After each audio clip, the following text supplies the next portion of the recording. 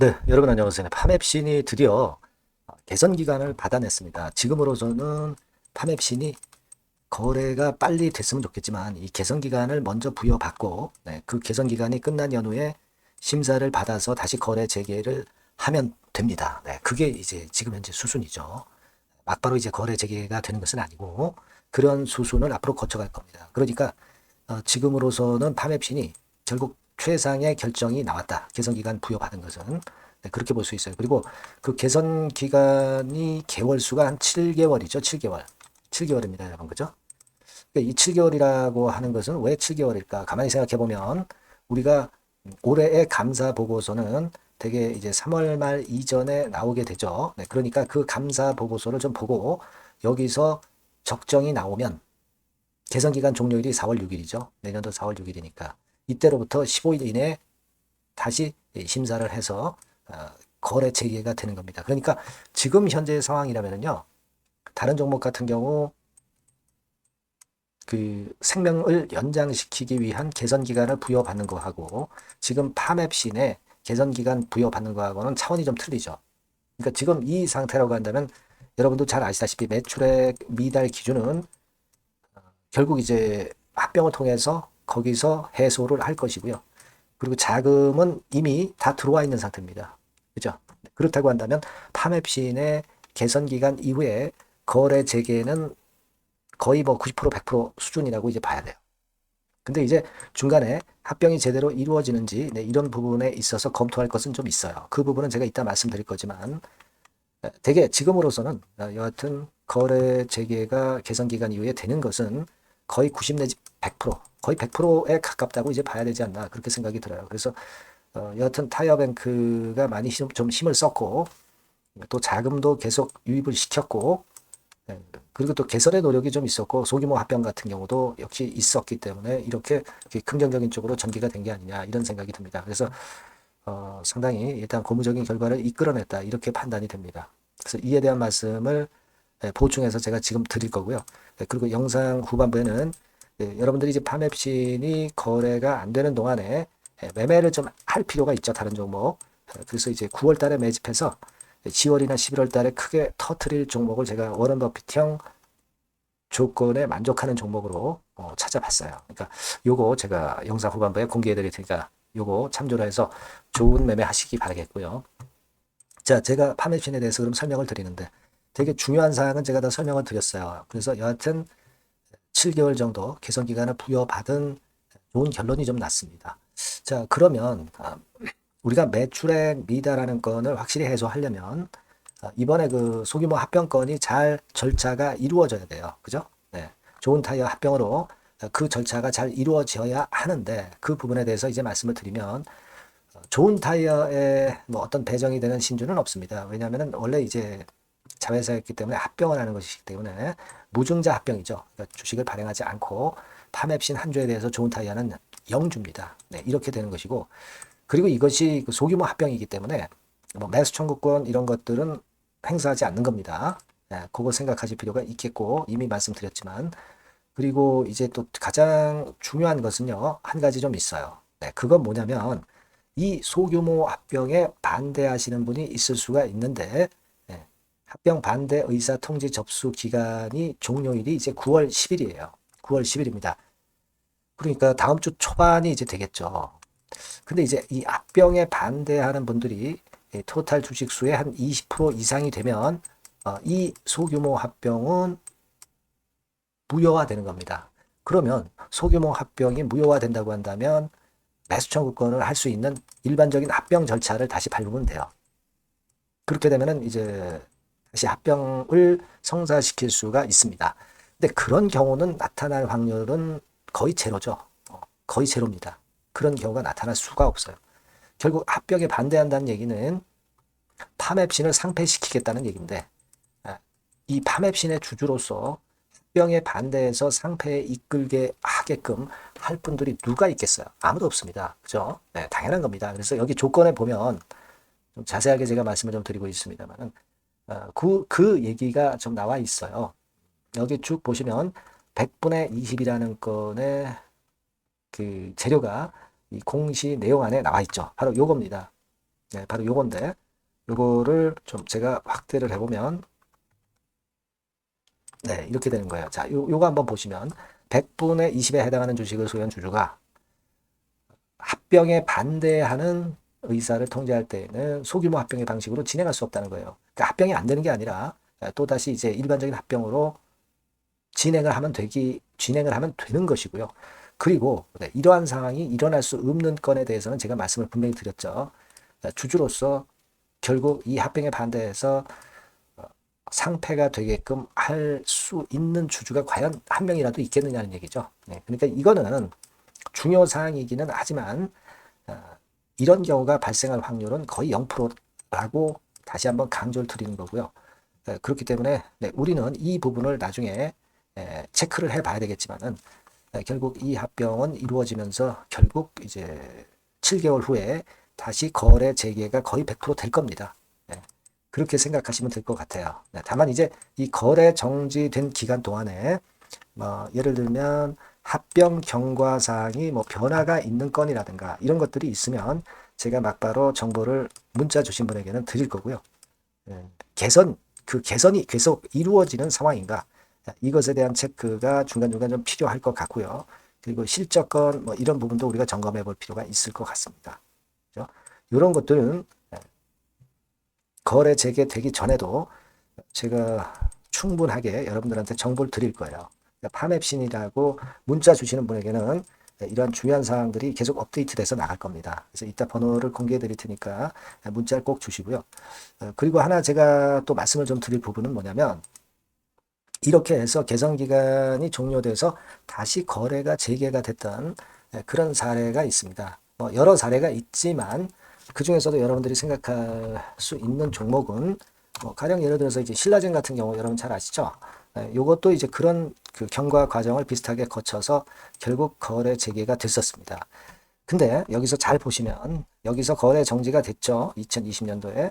그래서 2022년도 10월 초에 거래 재개가 됐는데 신라젠 같은 경우는 사실 임상건에 대한 약점이 많고 그런데도 불구하고 이 거래 재개가 되고 나서도 거래 전 종가 대비 한 30% 정도 급등하는 그런 패턴이 발생했다는 겁니다. 그러니까 파맵신 같은 경우는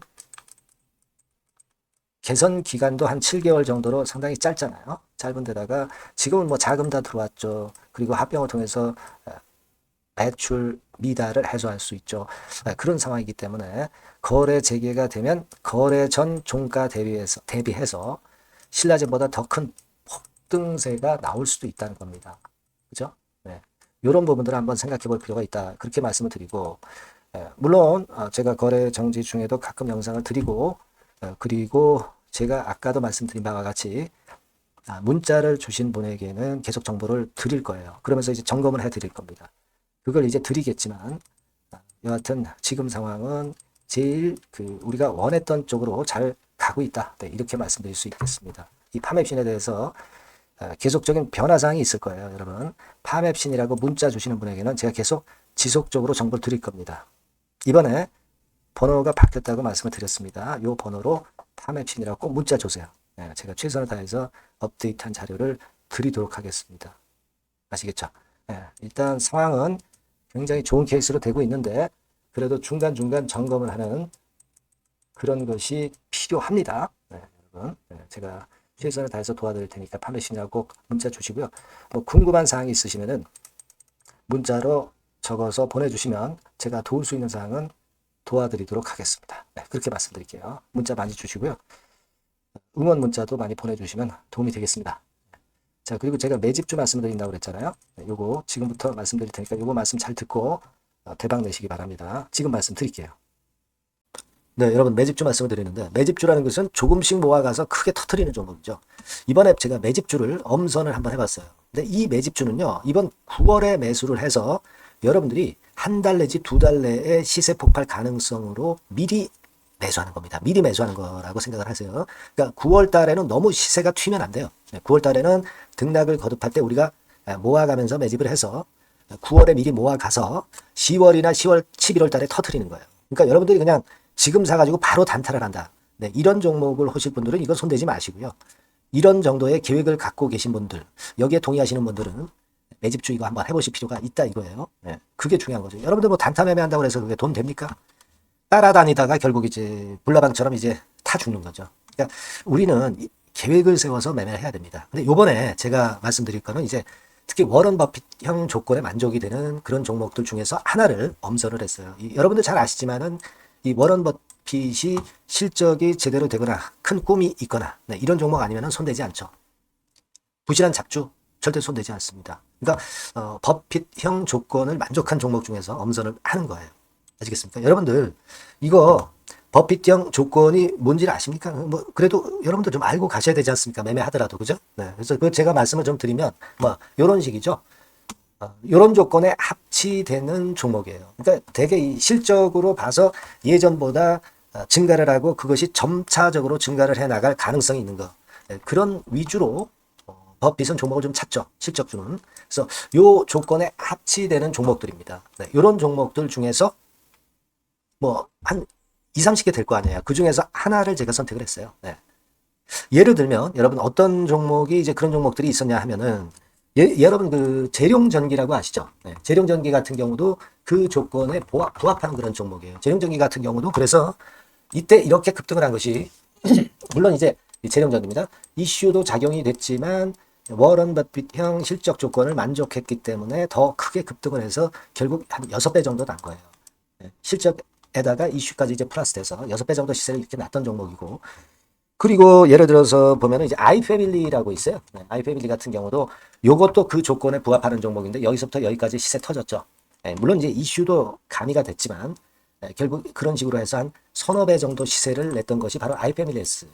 그죠? 네.